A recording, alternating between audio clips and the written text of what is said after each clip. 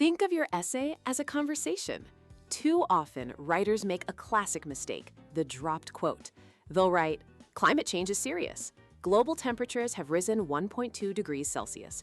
This is bad." The quote is just there, lonely and disconnected.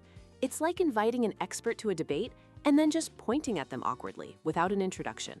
Your authority vanishes. The fix is a simple, powerful technique, the three-part integration. Think of it as a proper handshake.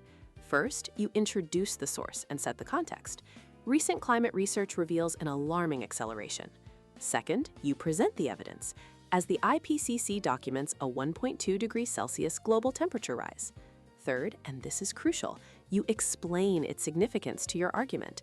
This proves current policies are inadequate and require urgent revision. Suddenly, the quote has a job. It has power. It works for you. But master-level writing goes beyond simple introductions. It creates a true dialogue. Don't just report, "Smith says X and Jones says Y." That's a list, not an argument. Instead, synthesize. Put them in conversation with each other.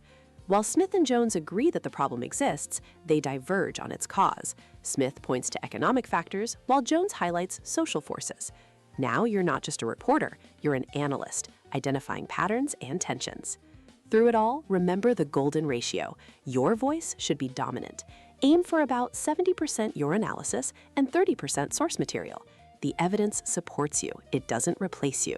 Sources are your expert witnesses, but you are the lawyer making the final argument to the jury.